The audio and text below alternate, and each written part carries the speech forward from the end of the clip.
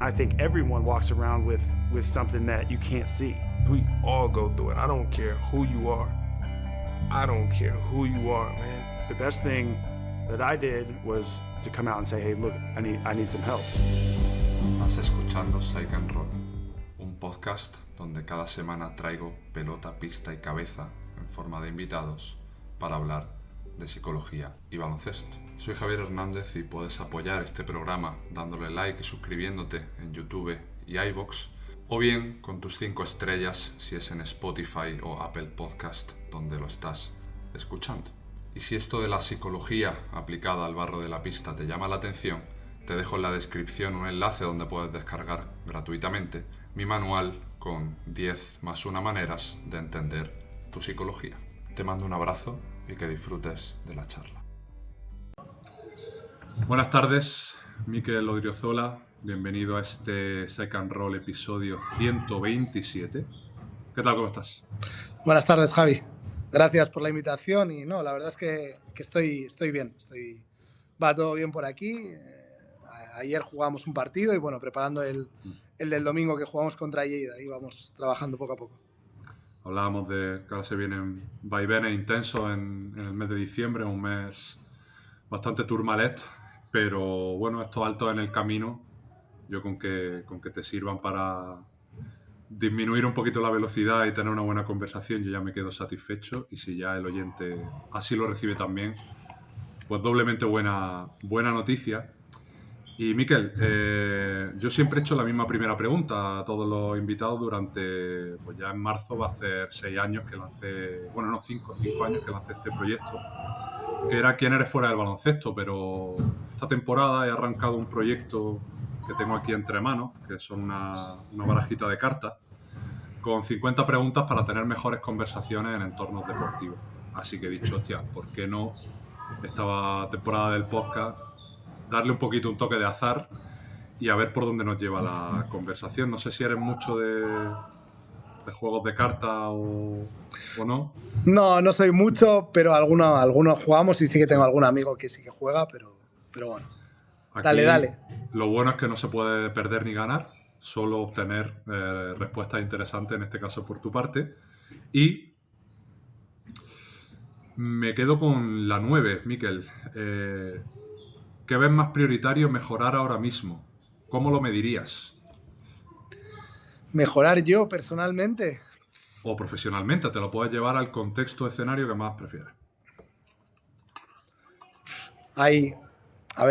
Hay muchas cosas, ¿no? Te podría decir muchas, pero al final, a nivel profesional, yo creo que tengo poca experiencia ahora mismo, entonces todo lo relacionado con eso, de saber estar, de tener más conocimiento en ciertos hábitos, de saber gestionar más situaciones incómodas, de tener mejores hábitos y bueno, ahora de ayudante tengo otra perspectiva, pero cuando estaba de primer entrenador también el gestionar pues, la exposición, el estrés, los problemas, ¿no? El saber desconectar, eso creo que te diría que quiero ser capaz de, dentro de que entrenando es importante ganar a estos niveles ya, de disfrutarlo lo máximo posible, ¿no? Con los momentos buenos y malos, ¿no? Sin querer ser demasiado, digamos, aquí happy, pero sí que intentar, pues dentro de los momentos y malos, los buenos y los malos, saberlos gestionarlos mejor, ¿no?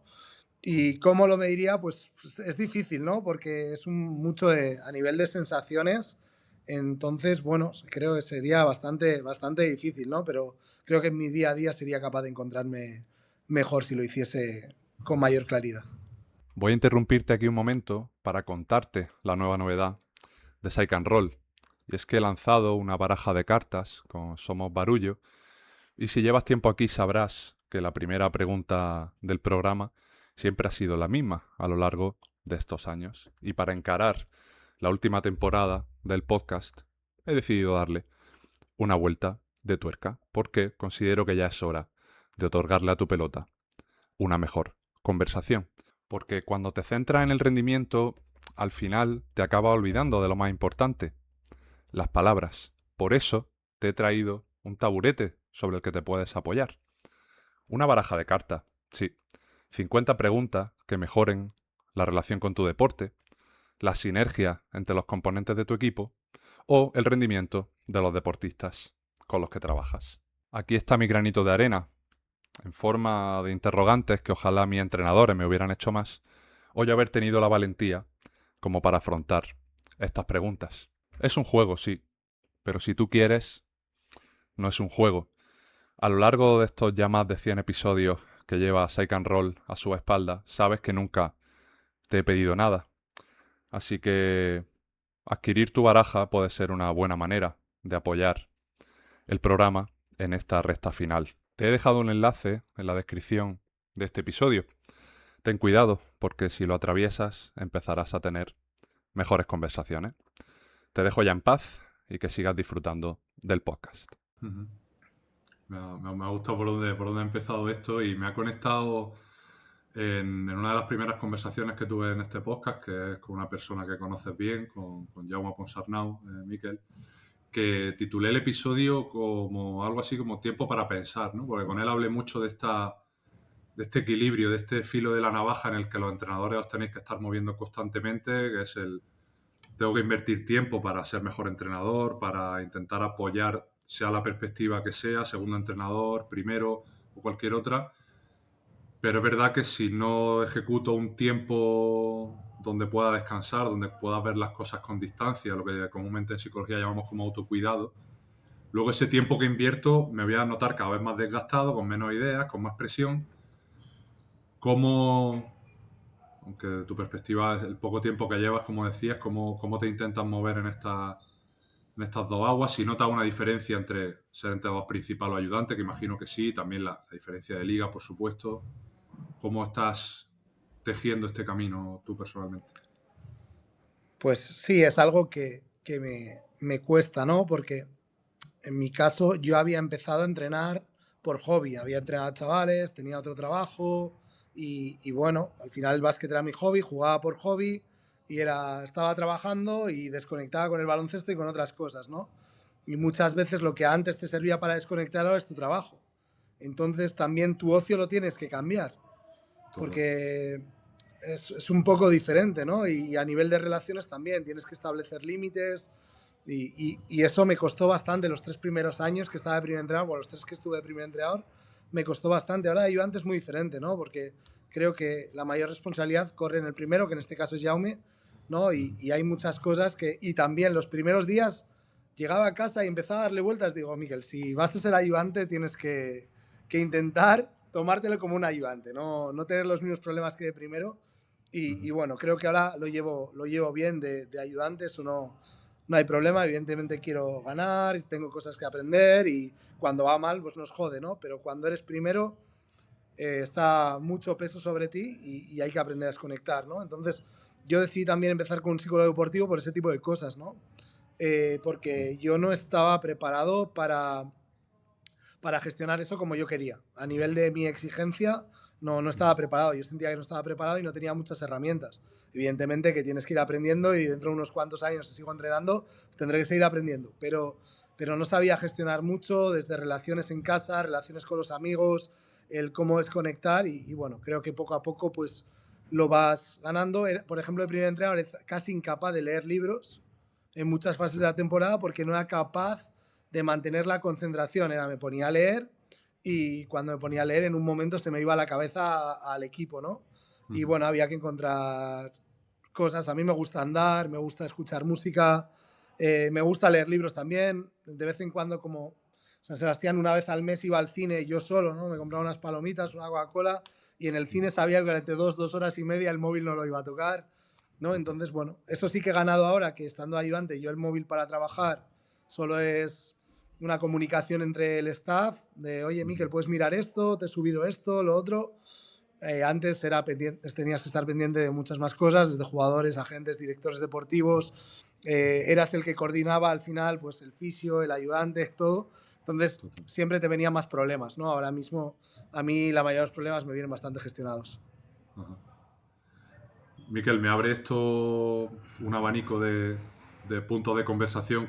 La gran mayoría de ellos los tenía apuntados por aquí, lo cual es fantástico. Y el primero por el que te quería preguntar o bueno, generar un hilo de conversación a ver hacia dónde nos lleva es por el tema de cambiar el hobby de pasar el baloncesto como hobby a profesión. Yo, si no estoy yo equivocado, eres bioquímico. Sí, soy bioquímico. La primera pregunta genuina que se me ocurre es ¿por qué bioquímica? Y bueno, ¿cómo ha sido un poco ese trayecto con lo que fue tu primera profesión, entiendo? Bueno, pues yo cuando tenía 17 años, pues como muchos, no tenías muy claro lo que querías estudiar, ¿no? Y a mí siempre he tenido intereses de diferentes ramas, ¿no? Entonces me acuerdo que cuando tenías que elegir la universidad pública, las 5 carreras estas que querías, yo me acuerdo que tenía puesto química, biología, ciencias de la actividad física y el deporte, psicología y magisterio. Vale. Pero a su vez había mirado ciencias del mar y había mirado también la doble titulación de ciencias de la actividad física y fisioterapia, ¿no? Entonces, entre todos, pues bueno, estuve mirando, ¿no? Y al final, por unas cosas u otras, decidí empezar química. Cuando yo empecé a estudiar, química todavía era una carrera de 5 años. Y bioquímica era una carrera que se llamaba de segundo ciclo. O sea, estábamos todavía en la época de la licenciatura, diplomatura. Entonces tú tenías que hacer 3 años de química, biología o farmacia para acceder a cuarto y quinto de bioquímica. Los 3 primeros cursos no existían. Entonces yo empecé a hacer química los 3 primeros años y siempre me había gustado más la biología. Lo único de los últimos años en el cole, pues por cómo fueron las cosas con la asignatura, pues no me perdí un poco la ilusión. Y el tercer año tuve un profesor de bioquímica que la verdad es que me gustó cómo lo estaba dando y decidí estudiar bioquímica, ¿no? Cuarto y quinto. Terminé y después de terminar eso, que lo terminé en Bilbao, porque yo estudié esos cuarto y quinto, estudié en Bilbao, hice un máster de farmacología y en Bilbao también, y luego ya me enfoqué a hacer la tesis doctoral, ¿no? En la Facultad de Química de San Sebastián, y estuve allí haciendo mi tesis doctoral. Trabajábamos sobre todo en química farmacéutica. Justo antes de empezar la tesis también me saqué el máster para trabajar en enseñanza. Y bueno, pues estábamos trabajando en química farmacéutica. El año pasado publicaron una patente mis jefes con el trabajo que hicimos, varios artículos. Estuve 5 años ahí haciendo la tesis. El último año también colaboramos con una empresa de perfumes haciendo química computacional. Y estuve 3 meses y medio en la Universidad de UCLA también haciendo una estancia en un laboratorio, ¿no? Que para alguien que tenía el baloncesto de hobby, ir a UCLA a trabajar en un laboratorio y poder ver todo lo que había ahí montado, pues era... Sueño cumplido, sí. Era muy bonito, ¿no? Entonces, bueno, pues eso. ¿Y qué pasó? Que pues pasó como a mucha gente, la pandemia. Yo terminé la tesis doctoral en diciembre, tenía 7 meses de contrato para buscar un trabajo en mi cabeza y sobre todo iba a buscar en el norte de Europa, irme fuera a investigar. Terminé en diciembre, en marzo nos metieron en casa. Entonces, en marzo nos metieron en casa y en mayo me llamaron mis jefes y me dijeron a ver si quería renovar, porque esos meses con todas las restricciones que había, ¿dónde me iba a ir yo a otro país? A estar solo, sin poder salir. Y bueno, les dije que sí, pero que renovaba un año. Y a las 2 semanas de renovar me llamó Iñaki Jiménez, que estaba de primer entrenador en Le Plata. Yo creo que jugabas tú en Le Plata ese año en Melilla o entrenabas con algo con ellos. Porque sí, si fue el año después del COVID, sí. Pues eso, pues me suena en algún scouting, creo que te metimos. No me acuerdo de los partidos, pero sí que estabas por allí. Y me preguntaba a ver si podía ser ayudante, que el presupuesto había bajado un poco, que el objetivo no iba a ser ascender ni nada. Y ya le dije, pues encantado, ¿no? Además, bueno, hay restricciones, pues bien, ¿no? No me esperaba. Yo entrenaba a chavales, cadetes, infantiles por hobby. Y seguramente si me hubiera ido fuera hubiera dejado de entrenar. Al principio por lo menos, ¿no? Yeah. Y bueno, pues empecé ahí, ascendimos, que fue un poco sorpresa para todos. La siguiente temporada nos salvamos la última jornada en el último tiro contra Palencia. Iñaki fue padre ese año y dejó de entrenar. Entonces Xubi, el director deportivo que ahora está en Guipúzcoa Basket, me dijo, oye, Mikel, ¿quieres ser tú el primer entrenador? Y entonces me apareció allí algo que ni me había imaginado, ¿no? Y dije, y el razonamiento fue fácil, ¿no? ¿De qué me voy a arrepentir más? ¿De cogerlo o de no cogerlo? Entonces tenía claro que me iba a arrepentir de no haberlo cogido a la larga, ¿no? Ajá. Como mucho, si salía mal y te echan como a otros entrenadores, pues vuelves a trabajar. Si no te gusta, vuelves a trabajar. Y nada, pues me metí ahí. Terminamos la temporada, descendimos. Me hubiera gustado mantenerme en Iraurgi porque se han portado siempre súper bien con nosotros. Me ofrecieron seguir, pero yo en ese momento tenía que decidir no entre seguir allí, sino entre seguir en el baloncesto o volverme al laboratorio, ¿no? Ujú. Y la reflexión en ese sentido fue que si lo dejaba en ese momento, igual no volvía a entrenar. Y otra vez estaba en lo mismo. ¿Qué iba a echar más de menos o qué me iba a echar más en cara, no? Y creo que fue eso. Entonces yo sabía que era un entrenador que había llevado un año de primer entrenador, sin experiencia, que bueno, y yo para volver a Le Plata hubiera vuelto a trabajar. Y yo no me veía otra vez compatibilizando las dos cosas, porque fueron 2 años de locura los de ayudante en Le Oro y Plata y currando, ¿no? Porque yo salía a trabajar a las 3, 3 y media, que cogía Iñaki en coche, íbamos a entrenar, luego había que hacer el scouting, volver, y eran todos los días así, ¿no? Y la pandemia me facilitó el poder llevarlo porque el resto no estaba haciendo mucha vida social en muchos momentos, entonces el tiempo, gastarlo en eso no era tan importante. Claro. Y bueno, pues eso, después de ese año en Iraurgi de primer entrenador, decidí que, bueno, buscarme un agente, intentar buscarme la vida, irme fuera a entrenar porque sabía que el Leboro iba a ser muy difícil, ¿no? Pues cosas del destino. Lolo Encinas, que es mi amigo, de primer entrenador de GBC, pasó a entrenar a Burgos. El director deportivo de Iraurgi pasó a Donosti. Se quedó ese sitio libre y bueno, me llamaron y pues otra vez, ¿cómo voy a rechazar yo la oportunidad de entrenar en mi ciudad, ¿no? Me acuerdo en las Claro. primeras entrevistas me preguntan, joder, ¿has cumplido un sueño? Y yo les decía, no he cumplido un sueño porque yo de pequeño igual soñaba en jugar en ACB o lo que sea, pero nunca había soñado en ser primer entrenador del GBC. O sea, soy Claro. honesto. No me lo había imaginado ni era mi objetivo, realmente. Pero claro, cuando se te presenta así, dices, buah, pues ya está, ¿no? Y estuve 2 años allí que también se portaban muy bien, tengo muy buen recuerdo de la gente. Y nada, pues ahora estoy de ayudante en Bilbao Basket y es mi 4.º año desde que dejé la ciencia y no sé cuántos más serán. Pero bueno, por ahora voy momento a momento. Te he metido una buena chava, pero... No. Al contrario, te ha adelantado preguntas que te iba a seguir haciendo, o sea que por mi parte, genial, al contrario. Entonces, Miquel, o sea, una de las primeras cuestiones que yo al ver tu historia me quería preguntarte era un poco ese momento de ya decidir tirar más por el baloncesto profesional, ¿no? Pero realmente por lo que me has contado, quizá el mayor conflicto fue cuando ya te tienes que poner de primer entrenador, más que esa, porque al final el COVID como que entre comillas te ayudó a no tener que generar un poco ese conflicto de, hostia, ¿voy a más por mi trabajo o apuesto un poco por este nuevo camino? Es que normalmente los que llegan a entrenar arriba llegan a un momento que apuestan totalmente por eso. Yo no he tenido que llegar a apostar hasta que he llegado, ¿no? En ese sentido me siento afortunado, ¿no? Y estoy muy agradecido a la gente que ha confiado en mí. O sea, Claro. tanto Iñaki cuando estuvo allí como luego Xubi y Nacho, el presidente de Guipúzcoa Basket, que también estoy muy agradecido porque no es algo común. Entonces, yo soy muy consciente, ¿no? Y bueno, pues las cosas llegan como llegan. Creo que el COVID nos condicionó mucho la vida en muchas cosas. Yo en alguna entrevista también he dicho, ¿no? Si no hubiera habido pandemia, yo no hubiera sido entrenador profesional de esto. Y es que lo tengo tan claro, o igual hubiera pasado algo que ni me imagino, ¿no? Pero es que no era mi intención. No. Y eso también igual por eso lo valoro más. También el no haberme quemado esos años que muchas veces la gente tiene que hacer esa transición hasta llegar arriba, pues igual te permite tener otra frescura, pero también te tienes otra inexperiencia, ¿no? Entonces, lo que decías, ¿no? Mi decisión realmente fue, ¿puedo permitirme un año de dejar de trabajar y ponerme a esto? Y luego la siguiente decisión después de ese año fue, ¿quiero dejar ya de entrenar o no, no? Claro. Y bueno, y ahora mismo pues voy tirando para adelante. Cuando decidí que en Iraurgi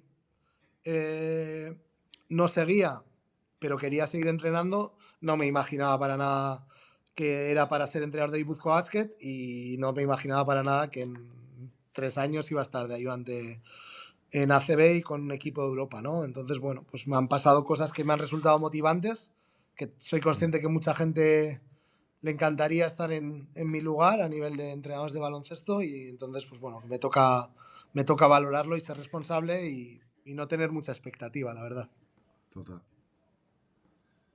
Miquel, me ha encantado lo que has dicho de cuáles son las consecuencias de no hacerlo y en este caso te hace contactar con una de las emociones más jodidas para el ser humano, que es el arrepentimiento, ¿no? Yo me pregunto aquí si tú te llegaste a cuestionar qué era lo peor que podía pasar en el caso de que tomara ese barco. A ver, de cierta manera igual sí, ¿no? Pero yo pensaba, digo, tú imagínate dentro de 2 años, ¿no? Que en el laboratorio estás quemado, ¿no? Con lo que sea, o vas fuera y dices, vas a estar toda tu vida pensando que por qué narices no probé eso. O sea, ¿por qué he dejado de disfrutar esa oportunidad que si me hubieras dicho hace 10 años me hubiera tirado de cabeza, ¿no? Por seguir haciendo lo que se supone que tienes que hacer, ¿no? Porque muchas veces es como nos plantean la vida socialmente, a veces siento que estamos como un poco controlados, ¿no? Es como hasta aquí esta etapa, luego esta etapa y vamos desbloqueando, pero sabemos cuál es el camino y vamos desbloqueando, ¿no? Y bueno, pues yo en ese momento no tuve miedo a salirme. Lo peor que podía pasar era que me echasen o que no me gustase. ¿Y eso qué iba a implicar? Que me volviese a hacer lo que estaba haciendo, ¿no? Ya me buscaría la vida. Si tengo que prepararme unas oposiciones y trabajar de profesor en algún sitio, pues ya trabajaré. Si tengo que ponerme a estudiar algo, estudiaré. Y si tengo que trabajar de otra cosa, pues ya trabajaré, ¿no? Si hay que moverse de aquí, pues me moveré. No se acaba la vida en eso y creo que tampoco me entró mucho miedo. Estaba tranquilo, pero bueno, siempre dudas de si la decisión es la mejor, pero yo soy de la opinión que tomamos las decisiones con la información que tenemos. Y en ese momento, con la información que tenía, yo sentía que la decisión que tenía que tomar era esa, al igual que el año pasado cuando terminé la temporada en Donosti y creía que no tenía que seguir, también lo mismo, ¿no? Pues bueno, no son decisiones intuitivas, pero son las que hay que tomar. Hacemos lo que podemos con lo que sabemos y normalmente tenemos la tendencia de juzgar al pasado con la información que tenemos en el presente y a todas luces es un látigo injusto en el que caemos demasiadas ocasiones. Totalmente. Miquel, todo esto te lo he preguntado porque hay un concepto, bueno, es económico, pero se puede trasladar como casi cualquier cosa a la vida y al comportamiento, que es el de, bueno, los americanos lo llaman el upside y el downside, ¿no? De las decisiones, el mejor escenario, el peor escenario, por entendernos, ¿no? Y creo que muchas veces cuando tomamos ciertos caminos pensamos mucho en qué es lo que me puede dar esto, ¿no? A dónde puedo llegar, qué camino puedo obtener, qué beneficios, qué resultados. Pero a veces es interesante darle la vuelta, ¿no? Y decir, vale, ¿qué es lo peor que puede pasar si tomo la decisión o si no la tomo, ¿no? Porque ahí te hace contactar un poco con emociones que no están tan presentes cuando vamos a tomar un camino u otro, pero que pueden ser muy jodidas luego de asentar o de asimilar, como en este caso el arrepentimiento o esa cacofonía constante de preguntas de estoy aquí en el laboratorio y si hubiera dicho que sí, y qué hubiera pasado, ¿no? Y a veces es mejor como tomar la decisión y que salga mal y luego con eso volver a cambiar de camino, tener un poco de cintura que un poco volver a esa pregunta de cuáles son las consecuencias de no hacerlo, porque puede ser un downside, puede ser un peor escenario complicado de gestionar. Pues sí, seguro que sí, ¿no? Yo suelo plantear muchas cosas en función de beneficio-riesgo, ¿no? En ese tipo de decisiones, ¿no? Y bueno, yo creía que lo que tenía que ganar era más que lo que tenía que perder, ¿no? Claro. Y entonces me sentía así y bueno, me quedaba tranquilo con ello, no veía mucho, ¿no? Y luego lo que has dicho, ¿no? Creo en la mentalidad de nuestra sociedad aquí el equivocarse es como algo muy negativo, ¿no? Y algunas equivocaciones no tienen consecuencias tan grandes, ¿no? O tan negativas como tales. Hay algunos errores que evidentemente tienen un impacto muy grande, ¿no? Pero creo que no podemos estar pensando siempre si nos vamos a equivocar o no, ¿no? A veces hay que atreverse y muchas veces los miedos que tenemos no nos permiten tomar esas decisiones, ¿no? Y bueno, yo también estaba en una situación personal que me permitía eso y bueno, creo que estoy tranquilo con lo que hice. No sé cómo hubiera sido mi vida si no la hubiera tomado, pero desde luego que estoy tranquilo con lo que hice y bueno, y así, y por ahora sí seguiremos. Total. Miquel, ¿crees que infravaloramos el papel del azar en nuestras vidas? Sí, sí, total. Yo creo que sí. Yo creo que luego, hablándolo mucho, ¿no? Porque yo a amigos y así les decía, joder, creo que no estoy preparado para esto, ¿no? O sea, yo a veces sentía, yo no estoy preparado para esto, ¿no? Y igual implicaba que no estaba lo preparado que yo quería para estas cosas, ¿no? Y creo que hay un tema importante, ¿no? En el azar muchas veces te surgen oportunidades y hay dos cosas, te tienes que atrever a coger esas oportunidades y tienes que estar mínimamente preparado para aprovecharlas, ¿no?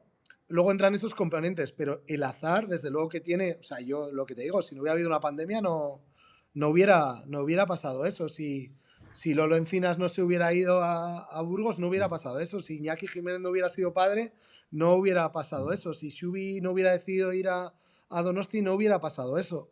Entonces, yo es que eso no tengo nada en mis manos para controlar que eso pase. Algunos entrenadores, jóvenes o así, te preguntan cómo llegaste o cómo son los caminos para llegar arriba. Digo, mira, esto es fácil, o sea, muy simple. Tú provocas una pandemia y haces que el primer entrenador que está delante tuyo sea padre y entonces a partir de ahí se te abren las puertas, ¿no? Claro. Y con esas dos instrucciones, pues es fácil de conseguir. Pero no sé, si eso no es azar, pues que alguien le llamará destino o lo que quieras, pero desde luego que yo tengo claro que ha habido muchas coincidencias que han permitido que yo haya tenido ese camino entrenando. Te lo preguntaba precisamente por eso que había hablado del factor COVID en lo que ha sido luego el transcurso de tu historia. Y es que creo esto se puede ver de dos maneras, ¿no? Porque yo personalmente pienso que los seres humanos sobrevaloramos nuestro impacto en la vida que acabamos teniendo. O en la contrapartida, como acabamos de mencionar, que infravaloramos el azar, ¿no?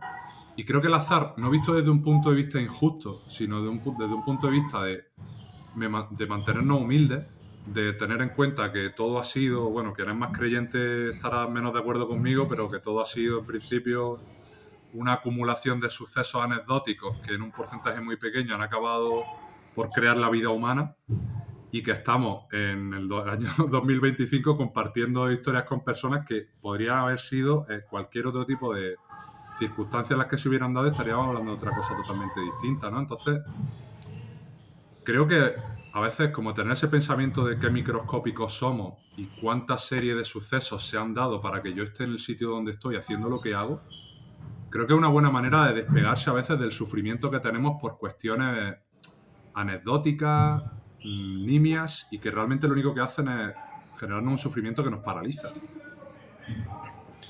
Sí, seguramente.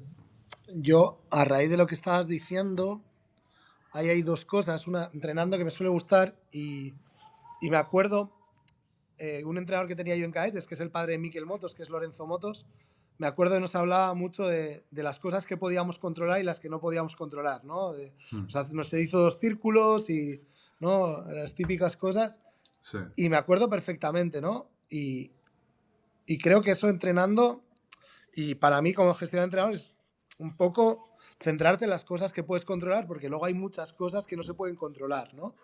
Eso por un lado. Y luego por otro lado, con lo que decías del tema del azar y demás, creo que a nivel social se vende mucho este discurso de no, si trabajas duro vas a conseguir lo que quieres, tal y cual. Entonces ese tipo de discursos nos hacen creer que te está todo en nuestras manos. Es decir, que si yo me estoy matando, me estoy preparando, voy a llegar donde quiera. O sea, hay gente que ha trabajado mucho más duro que yo para llegar a mi posición en lo que respecta a baloncesto.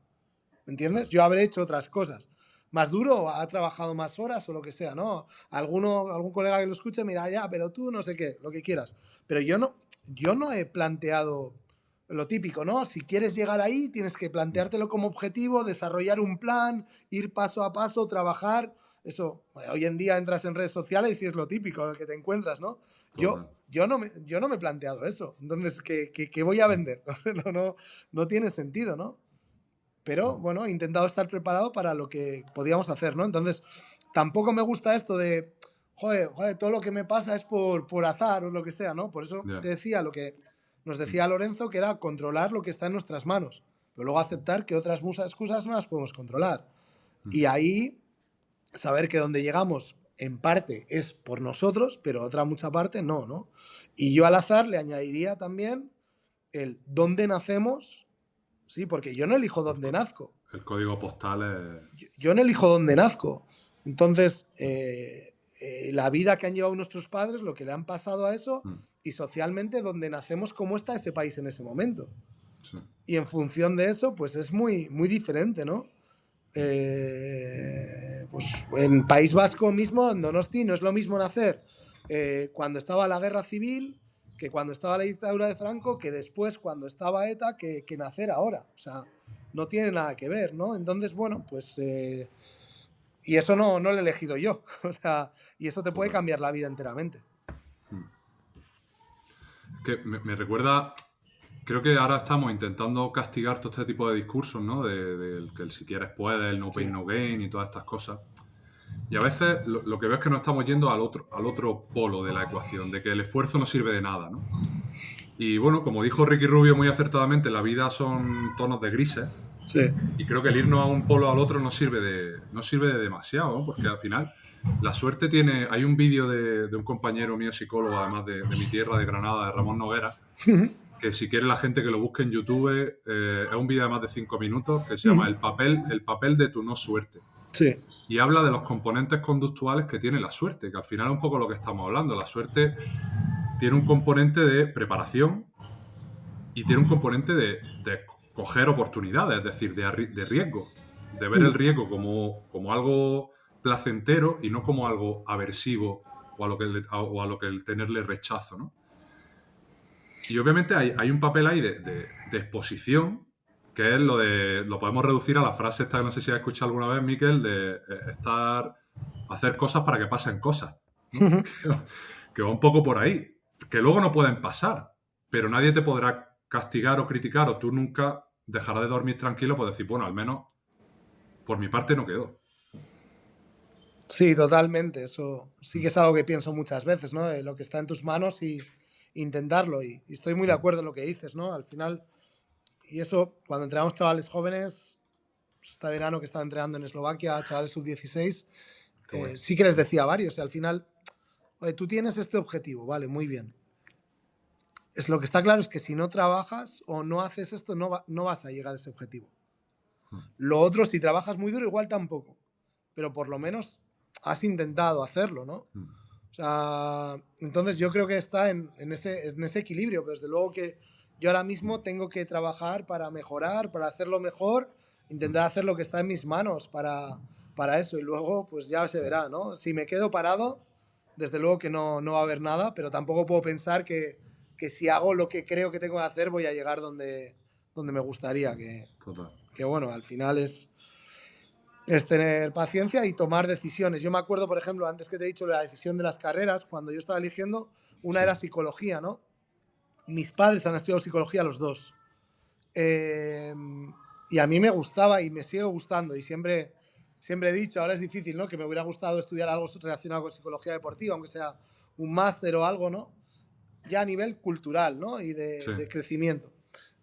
No sé si lo acabaré haciendo. Ahora mismo no tengo mucho tiempo. O no lo he puesto como prioridad, que a veces ponemos excusa que no tenemos tiempo, pero no lo he puesto como prioridad. Me gusta. Y bueno, entonces, un profesor de los que tenía yo me decía, joder, pero con las notas que sacas en ciencias y tal y cual, ¿cómo vas a estudiar tu psicología, no? Yeah. Igual que hay gente que me decía, joder, pero Miquel, tú con el doctorado y habiendo estudiado esto, ¿para qué te vas a meter ahora a entrenar? ¿Pero qué haces, no? Entonces, bueno, pues con lo de psicología yo no me atreví en ese momento, con lo de entrenar sí, ¿no? Y bueno, pues han pasado cosas que no esperaba. No lo sé, es que creo que hay muchas cosas que no podemos saber. ¿Sabes que yo también puse psicología a la cuarta? ¿Ah, sí? Pero en este caso no pude elegir las 3 primeras porque en selectividad peché de manera totalmente asombrosa, entonces tuve que elegir por descarte. No, yo la única fue Ciencias de la Actividad Física y el Deporte porque no me preparé las pruebas lo suficiente. Claro. Y podía haberme ido a la privada, pero no estaba tan convencido, o sea, para hacerte la doble esta que he dicho, como Sí. para hacer que mis padres pagasen esa cantidad de dinero para eso. Y yo decidí que, o sea, si iba seguro. Yo sé que mis Claro. padres, si yo hubiera ido seguro, me lo hubieran pagado sin problemas, pero fui yo el que dije, teniendo dudas, no quería que pagasen un año para luego, Mm, ¿entiendes? Pero bueno, eso son mm, decisiones que tomas en ese momento, y también ese momento en mi vida, el salir fuera me costaba más. Ahora te diría que es de las pocas cosas que me arrepiento de verdad, ¿no? El no haberme ido fuera antes, ¿no? ya, Y bueno, no me he movido mucho, pero mm, creo que lo hubiera agradecido. total. Te mencionaba ese dato porque que está bastante, o por lo menos yo me veo reflejado en esa parte del azar mucho con esas 2 semanas de mi historia, porque saqué X notas en bachiller, me relajé porque ya creía que me iba a dar para fisioterapia, que era la que tenía la primera, me iba a dar de sobra. Entonces, las 2 semanas típicas entre segundo de bachiller, en mi caso, y Sí. selectividad, dije, bueno, aquí voy con lo puesto y sobrado, ¿no?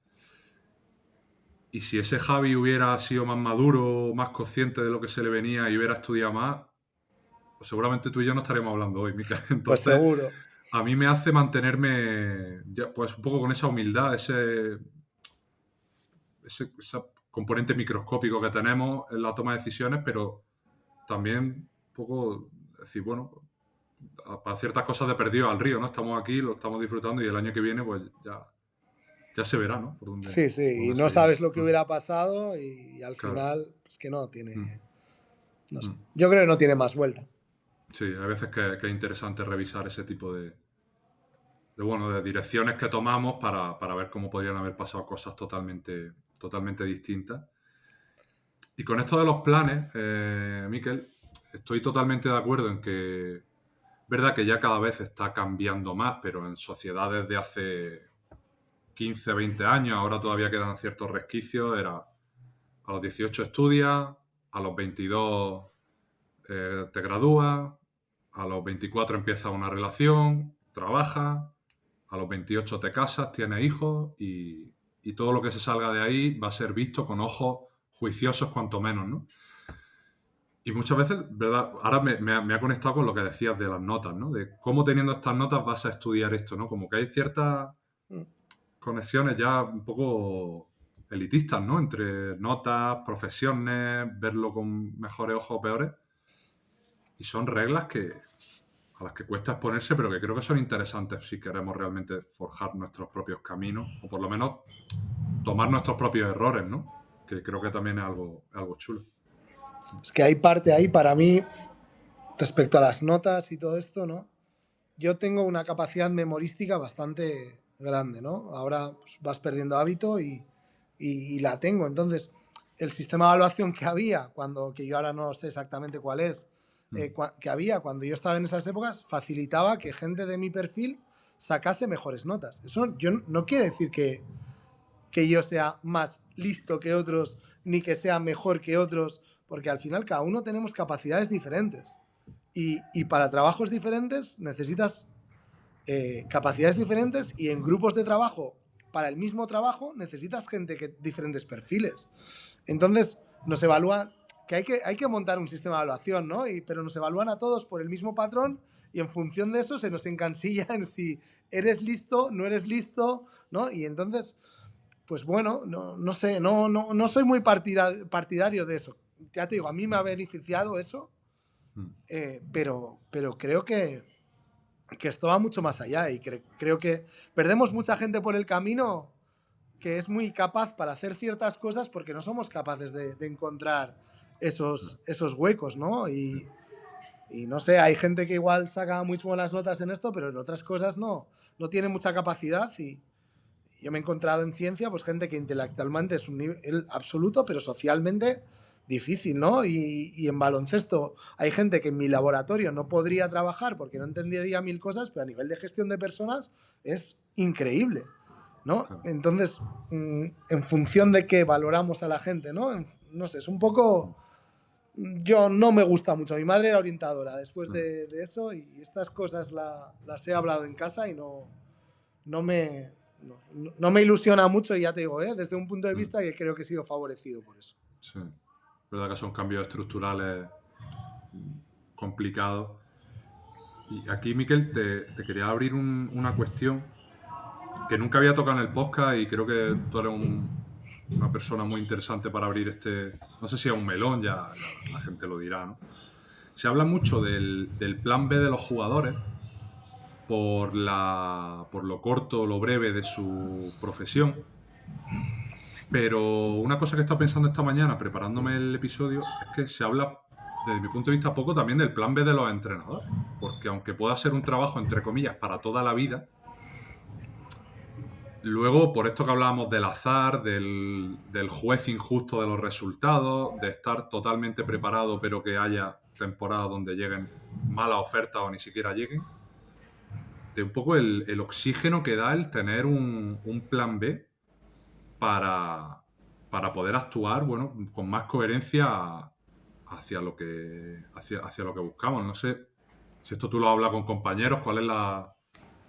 Ahora que tú eres el perfil idóneo, porque al final tu camino sí al revés, ¿no? El baloncesto empezó de hobby a profesión, que creo que eso habla muy bien de cómo lo has construido, pero creo que del plan B de los entrenadores se suele hablar poco y desde mi punto de vista psicológicamente me parece también determinante. No he hablado mucho directamente, sí que lo he hablado, no tanto con entrenadores, sí que lo he hablado fuera y creo que es algo muy positivo el tener ese plan B a nivel de tranquilidad, ¿no? Porque siento que muchas veces, al menos que llegues ya muy arriba y tengas muy solucionado todo, Claro. mucha gente está pensando en, joder, ¿y si me echan, no? ¿Y si me echan, qué hago, no? Y con mi familia, ¿qué hago después? ¿Y dónde va a encontrar el trabajo? Igual estoy 6 meses sin trabajar y no puedo. Y hay gente que por sus situaciones personales no se puede ir fuera, entonces se cierra todo mucho más, ¿no? Y el poder tener la tranquilidad, bueno, pues si esto no sale, pues aunque no sea lo que más me apetezca, voy a encontrar algo. Creo que te permite ser más tú mismo, ¿no? Creo que una de las virtudes de las personas hoy en día, tal y como a la sociedad, es la capacidad de adaptación, porque creo que acelera, está cambiando todo mucho más rápido que hace unos años, sobre todo por temas tecnológicos y por cómo nos está afectando eso a nivel social, que creo que eso tú sabrás mejor que yo, pero yo es la sensación que tengo. Entonces, la capacidad de adaptación es muy importante, pero dentro de esa capacidad de adaptación creo que para los entrenadores es importante guardar tu esencia de cierta forma, ¿no? Y creo que el tener un plan B te permite guardar tu esencia un poquito más en algunas decisiones, ¿no? Evidentemente te tienes que adaptar, tienes que comerte situaciones que dirías, ¿qué hago yo en esto? Pero creo que es importante el poder ser tú mismo, ¿no? Y a mí cuando he estado de primer entrenador me ha permitido ser yo mismo, no he estado nervioso en ningún momento por eso, pues no quería que me echasen. En San Sebastián, para mí que el equipo fuese mal, como fue el año pasado en un momento de la temporada, era una presión añadida, pero no por este hecho, sino por el hecho de yo había estado desde el primer partido que se creó el club en esa grada, ¿no? Y había estado muchos años. Entonces, el hacerlo, que el equipo contigo a la cabeza, porque al final eres la cabeza seguramente más visible, lo estuviese haciendo mal en tu ciudad, yo no lo llevaba bien, sinceramente, ¿no? Pero no tenía la otra presión de, pues, si me echan, ¿qué voy a hacer? O sea, Claro. casi en algún momento es esto, pues si me echan, me olvido de este problema que tengo y me encuentro otros, ¿no? Pero mi guerra era, venga, va, voy a hacerlo lo mejor que pueda y que vaya bien en mi ciudad. Pero nunca he tenido esa sensación de si me echan, ¿qué hago? Pues ya me buscaré la vida, ¿no? Y creo que eso me ha permitido pues hacer las cosas como yo pensaba que había que hacerlas. Total. Creo que te da también poder, que entiendo que a lo que te referías con la frase de ser tú mismo, que te permite ser más tú mismo, que te da poder de decisión, ¿no? De no aceptar cosas que no aceptaría en otro momento, Sí. sabiendo que tienes ese plan B, el no pasar por cierto aro, el ser algo más coherente con tus decisiones, sabiendo que al final no vivimos en una burbuja y que tengamos toda la confianza de directiva, de jugadores. Hay ciertas decisiones que pasan por un impacto grupal y eso siempre hay que tenerlo en cuenta, pero te da más un poco este concepto americano del fuck you money, ¿no? Del saber te da poder de asertividad, de saber a quién le tienes que decir que no, cuándo tienes que poner ciertos límites. Pues eso es una tranquilidad que vale mucho. Sí, a mí me la daba, ahora ya te digo, de ayudante es diferente, pero a mí sí me la daba mucho, ¿no? Y, y creo que allí, bueno, los 3 años que estaba de primero, intentaba hacerlo de mi forma, ¿no? Y con lo que creía, me habré equivocado 100.000 veces y a algunos jugadores no les habré tratado como debía o no he conseguido el rendimiento que a mí me hubiera gustado o que ellos hubieran gustado. Y habrá habido gente que esté enfadada o lo que sea, que es lo más normal del mundo, ¿no? Pero yo me iba a dormir tranquilo pensando que hacía pues lo hacía lo más coherente posible con mis valores, ¿no? Y a veces, pues bueno, te podían criticar o podía resultar un poco dif- diferente o hablabas con otros entrenadores y te decían, pero ¿cómo haces esto? ¿O cómo puedes estar así? ¿No? Pero no pensaba mucho porque una de las cosas buenas o malas que tenía yo es que llegué a entrenar sin ver muchos entrenadores, ¿no? Entonces yo no sin y además sin ver muchos entrenadores de entrenador, que mucha gente llega habiendo sido ayudante y viendo tal, y otra mucha gente llega siendo jugador, que ha visto muchos entrenadores desde dentro de otra forma. Yo ni lo uno ni lo otro, ¿no? Entonces no sabía cómo se hacían las cosas a ese nivel. Intentabas preguntar, intentabas ver, pero lo hacías de tu forma, ¿no? Entonces había muchas cosas que igual, pues bueno, otros entrenadores veían como pocos comunes o raras que yo ni pensaba. Pues bueno, ¿por qué no se puede hacer así? ¿No? Porque yo no había visto otra forma. Y bueno, con el tiempo te das cuenta pues que hay el mundo del entrenador también hay muchas cosas establecidas que están establecidas a veces bien y otras cosas igual, Ya. pues hay otras formas de hacer las cosas también, ¿no? Entonces, bueno, pues fui capaz de tener esa libertad, seguramente también por lo que decíamos de tener ese plan B y no pensar mucho, mucho más allá de si me echaban, no me echaban o si... No, no, sí que iba a hacer con mi vida en ese sentido. Iba a intentar hacerlo lo mejor posible, intentar crecer y, y poco más, ¿no? ¿Te notaste cambio en ese componente un poco más ingenuo de empezar un poco sin mucha información o sin haber tenido más contacto entre el primer y el tercer año como primer entrenador? De ya después de haber visto más compañeros y decir, hostia, me están diciendo esto, qué locura está haciendo Mikel, esto en los manuales de baloncesto no va así. O sea, ¿te notaste un poco decir que Sentía que no hacía prefiero... cosas muy raras realmente, pero sí que sentía que había aprendido mucho desde que empecé a ayudante en Iraurgi hasta el año pasado y ahora más. O sea, hay cosas ni me imaginaba, detalles que no me imaginaba, rutinas, cómo actuaban los jugadores, los entrenadores. O sea, no tenía nada claro, ¿no? Cómo era. Me he encontrado mucha gente que le costaba, manejaba muy mal la frustración, los errores, el tema de las expectativas, del entorno, ¿no? De darle mucha importancia a ese año porque eso les iba a permitir ganar más dinero el siguiente, ¿no? Pues te ayuda a entender muchas cosas que al principio es que ni pensabas, ¿no? Y bueno, creo que, mira, hay una cosa de los entrenadores y los jugadores que creo que estamos como muy alejados de la sociedad como tal, ¿no? Que al final somos personas que tenemos nuestras frustraciones, nuestro estrés, que lo pasamos mal, pero como de cara hacia afuera hay que un poco vender esa imagen de serenidad, de tranquilidad, de estamos bien, de somos un equipo, todo junto, ¿no?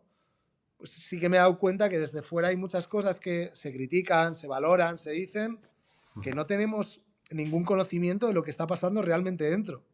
O sea, a mí ahora mismo me preguntan por equipos o por entrenadores y es que muchas veces digo, no sé. O sea, no sé, porque no sé por qué ha tomado decisión, porque no sé lo que ha pasado, ¿no? No sé en ese equipo si este jugador, no sé, ¿no? Hay muchas cosas que no sabemos y yo en ese momento igual pensaba que sabía, pero realmente no tenía nada de experiencia en muchas cosas y creo que eso me ha ayudado también un poco a lo que decías de la humildad, ¿no? Ujú. Pero también por otro lado, tú tienes que tener un grado de autoridad de alguna forma, ¿no? Entonces también a buscar esos equilibrios sí que me ha ayudado y creo que ha sido algo que no sé, ha sido motivante en ese sentido y y también de mantenerte los pies en el suelo, que muchas veces te ponías a ganar. Pues el primer año que estuve en Guipúzcoa Basket ganábamos en los primeros, yo qué sé, 5 meses igual me hicieron 11 entrevistas para el periódico, creo que íbamos segundo, o sea, en la última. Y el siguiente año, que no ganábamos nada, creo que me hicieron 2 en el mismo periodo, ¿no? Entonces te das cuenta un poco de cómo funciona todo, ¿no? Y, Sí. y qué es lo que hay, qué es lo importante y lo que has dicho, que algunas cosas están en tu mano y otras cosas son azar. Porque, por ejemplo, yo me sentía el año pasado un mejor entrenador en diciembre que en diciembre del año anterior. O sea, yo creía que era mejor entrenador, pero evidentemente el rendimiento del equipo era peor y el responsable principal del rendimiento del equipo era yo. Entonces, bueno, pues hay muchas cosas ahí que son raras, entonces he ido aprendiendo mucho. Pero me parece interesante hacer como ese trabajo de separación, objetivamente el equipo está yendo peor, a nivel de resultado y a nivel de rendimiento, pero en paralelo yo creo que estoy mejorando en esto y en esto, porque es que si no, siempre vamos a jugar a favor de este juez injusto que es la victoria y la derrota, y nunca podríamos ver nada en claro si no separamos un poco esas áreas para analizarlas por sí mismas. Me parece un proceso interesante.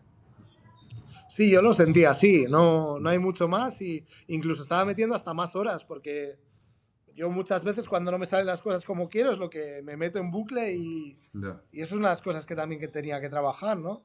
Evidentemente no estaba siendo capaz de sacar el rendimiento de los jugadores que yo quería, con algunos no estaba conectando de la forma que a mí me gustaría y en algunos partidos, pues bueno, pues no estábamos resolviendo como me hubiera gustado, pero bueno, es lo que hay. Y el año anterior, pues en cambio, pues salaban las cosas rodadas y en algún momento hasta pensaba que era por mí. Y había parte que sí, pero mucha parte que no. ¿No? Y también este paso de ser ayudante también era por ese tipo de reflexiones, ¿no? Pues lo que te he dicho, yo no había visto a otros entrenadores, entonces yo sentía que para estar tranquilo yo tengo que ver otras realidades desde otra forma y permitirme también estar un poco más tranquilo y aprender de otra forma, ¿no? Bueno. Porque cuando te metes de primero, que yo es casi como si me echaron ahí, venga, ahora primer entrenador, ¿no? Te metes un poco en una rueda que yo sentía a veces que no era capaz de asimilar todo lo que estaba pasando. O sea, todo lo que era capaz de aprender no lo asimilaba, ¿no? No, creo que no tenía procesos de reflexión claro de por qué hacía las cosas. Hacía las cosas porque tenías que ir buscando soluciones partido a partido, ¿no?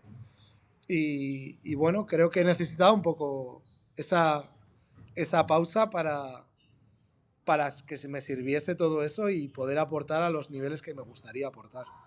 Sí. Miquel, estamos en la sociedad, o en la era, mejor dicho, de reverenciar todo lo que tiene vinculación con la salud mental. A mí, obviamente, sería estúpido por mi parte decirte que no me gusta, porque obviamente ayuda mucho a poner el trabajo donde toca. Es verdad que tiene sus contrapartidas a las que ahora mismo no voy a entrar. Desde mi punto de vista, hay un foco del que nos estamos olvidando, que es que no es tanto la importancia que tiene la salud mental en general, sino cómo podemos ayudar a que la gente, cuando se encuentre en ciertos momentos de conflicto, sea capaz de pedir ayuda. Para mí el momento más jodido del trabajo psicológico es cuando yo tengo que descolgar el teléfono y llamar, enviar un WhatsApp para pedir información o enviar un email para decir, oye, tengo este problema, me gustaría trabajarlo, cuáles son tus condiciones, cómo trabajas y cómo podemos ponerle remedio a esto. Me parece, honestamente, el proceso más jodido. Por eso, con cada persona que me abre sus puertas y me da su tiempo y ha tenido pues, bueno, la suerte de tener un trabajo psicológico a su disposición, más que preguntarte, Miquel, cómo te fue, que si ahora quieres entrar también en detalles, seguro que pueden ser interesantes, te quiero preguntar cómo fue el momento de tú decir, mira, creo que necesito esto y voy a pedir ayuda. ¿Cómo fue un poco ese proceso? Porque creo que se habla poco y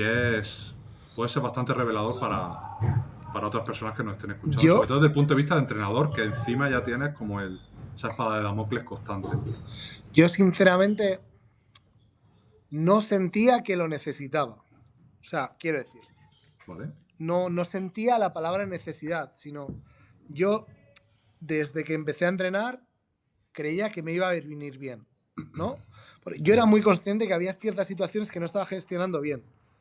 Y yo lo que te decía, yo no me había metido a entrenar para que esto fuese un camino de sufrimiento. ¿Entiendes? Porque era mi hobby y evidentemente cuando pierdes estás mal, cuando si te echan estás mal, cuando tienes que resolver alguna situación estás mal, después de los partidos tal. Pero yo sentía que había muchas cosas que si quería seguir entrenando tenía que aprender. O sea, no tenía sentido que yo no fuese capaz de desconectar en muchos momentos y muchas veces lo ves es hasta, oh, estoy trabajando más, Sí. ¿no?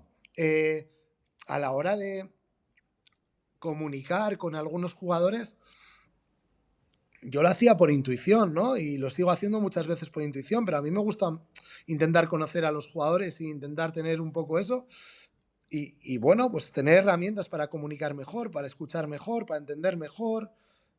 También de cara hacia afuera comunicar, ¿no? Después de los partidos descansar mejor, porque yo ahora ayudante duermo perfectamente. Ayer tuvimos partido, llegué a casa, cené algo, me puse a ver una peli y a las 30 minutos de la peli me dormí. Pero es que los últimos años de primero, eh, después de ganar dormía peor que después de perder.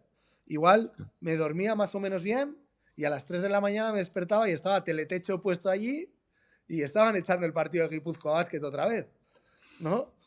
Y visualizaba las cosas. Entonces, yo entendía que eso no era lo más sano, ¿no? Hay días que me pasa, me sigue pasando, pero creo que he mejorado mucho.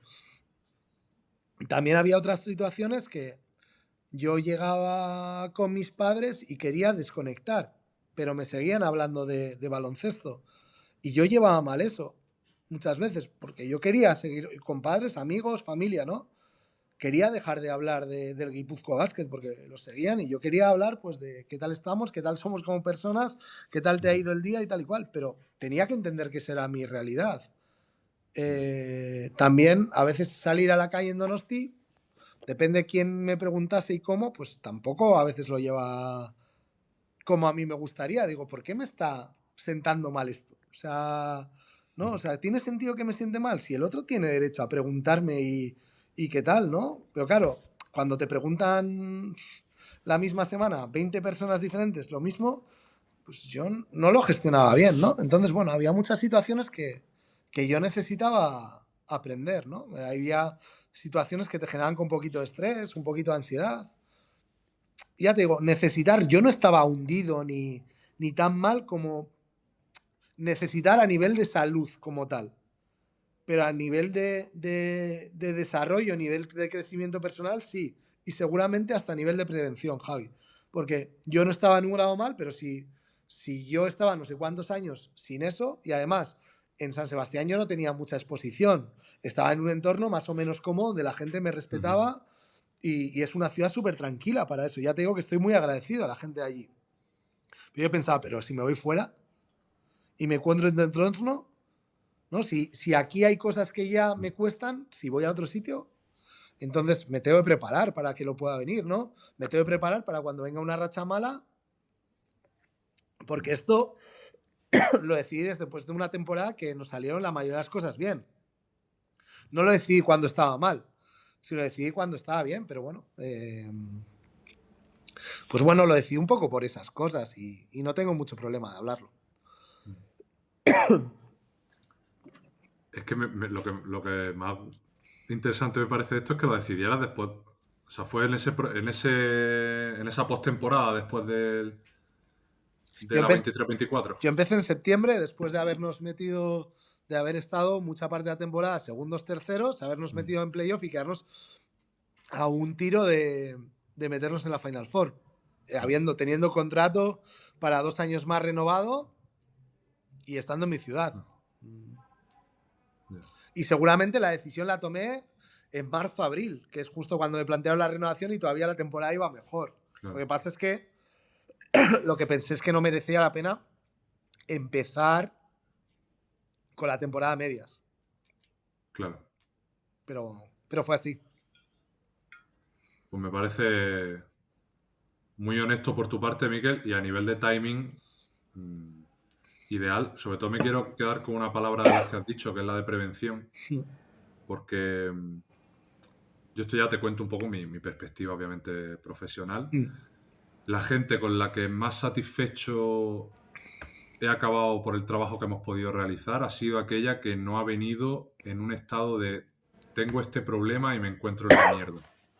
Sí, Porque lo primero, se ven las cosas mucho más claras, se genera bastante más compromiso, aunque pueda parecer que no, de una persona que no viene tan necesitada o con tan problemas, porque al final sabes que viene a trabajar. sí, Mucha gente que viene con un problema muy concreto, que lo ve como un desahogo, que piensa que está... Y luego es complicado dar en ese punto de oye, trabajar también va a ser incómodo, pero es verdad que esa incomodidad está para solucionar la incomodidad por la que llegaban, ¿no? Pero sin querer desviarme mucho de esto, creo que se afina mucho más cuando vas con una perspectiva más abierta en el sentido, oye, tengo estas situaciones en las que quiero mejorar o quiero explorar cómo puedo tener herramientas para que ahora obviamente me sirvan para estar mejor, pero para que cuando vengan mal dadas no sea, ahora te llamo apagafuego, bombero, ven para acá y solucionamos esto, ¿no? Y honestamente en el perfil de entrenador, en público general obviamente otro contexto, ¿no? Pero el perfil de entrenador me parece que habla mucho de vuestra honestidad, las personas, los profesionales que nos abrís vuestras puertas para este tipo de cuestiones.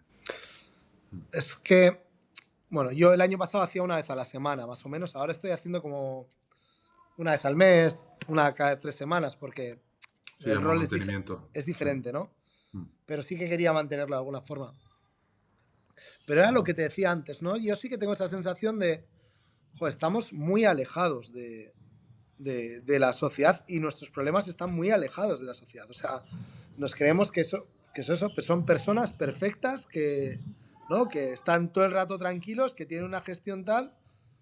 No, los entrenadores estamos nerviosos, los entrenadores a veces dormimos mal, tenemos...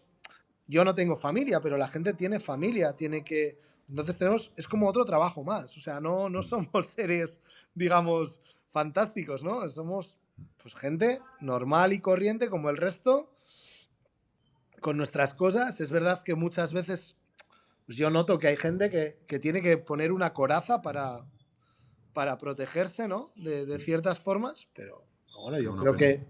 que hay muchas cosas que nos harían entender mejor todo, ¿no? Y bueno, y ya no te digo el fútbol y la exposición y el tema de los periodistas y gestionar gente con esos salarios, ¿no? Pues no es nada fácil, ¿no? Y bueno, no sé cuántas profesiones hay en el mundo que tú puedas trabajar muchas horas, ¿no? Y que en poco tiempo puedas estar en la calle, ¿no? Evidentemente en el mundo empresarial a nivel económico, pues igual se puede ir la empresa a tomar por culo, ayeres y demás, ¿no? Pero creo que en la sociedad que vivimos hay mucha gente que, no sé, que no solo por el, no sé, yo creo que los entrenadores se pueden ir, pueden empezar la temporada y en 2 meses, en 3 meses te vas a la calle, ¿no? Y luego encontrar un siguiente trabajo es muy difícil, ¿no? Entonces, bueno, en algunas cosas creo que somos privilegiados por el tipo de vida que llevamos, entrenadores, jugadores, pero creo que en otras cosas también, bueno, los fines de semana no los tenemos, ¿no? Con lo que conlleva con la conciliación familiar, Sí. con los amigos y demás, ¿no? Pues nosotros ahora jugamos 2 competiciones, antes lo que has dicho, pues ahora mismo nosotros el 28 de diciembre jugamos el 2 y el 4, entonces pues bueno, habrá que el 31 y el 1 a la mañana estaremos entrenando, el día 2 jugaremos y el día 3 estaremos viajando. Bueno, es lo que hay. Antes de ayer hablaba con mi prima que era médico y venía a salir una guardia, tenía 2 días y tenía otra guardia, ¿no? Entonces, pues bueno, aceptar que es nuestro trabajo y mi caso, igual otro te dice otra cosa, yo creo que somos como el resto de las personas, que tenemos ese tipo de problemas, que gestionar grupos donde el hacerlo bien un año te puede asegurar un mejor contrato el año que viene, no es tan fácil en muchos momentos, porque al final es normal que los jugadores sean egoístas. Si tú un año estás cobrando, yo qué sé, 5.000 al mes, ¿no? Y si lo haces bien el año que viene puedes cobrar 10.000, o si lo haces mal puedes cobrar otra vez 3.000, teniendo en cuenta que lo que has dicho, trabajas cuántos años de jugador de baloncesto, ¿no? Y muchos no tienen plan B, pues no es tan fácil, ¿no? 100%. No sé, yo lo veo complicado y veo a gente también eso que le han prometido que va a llegar a no sé dónde, que va a hacer no sé cuánto, y cuando no llegan, las expectativas hay que gestionarlas, ven qué pasa en el tiempo, los planes B difíciles, y luego gente que tiene planes B, igual no sé en ACB, pero en Léboro, en primera FED pasaba, ¿no? Gente que tiene planes B, ¿cuánto tiempo más voy a estar haciendo esto cuando me tengo que meter al plan B, ¿no? Y eso también les genera un estrés, ¿no? Y bueno, pues creo que no es tan simple. Para nada. ¿Has vuelto a poder leer?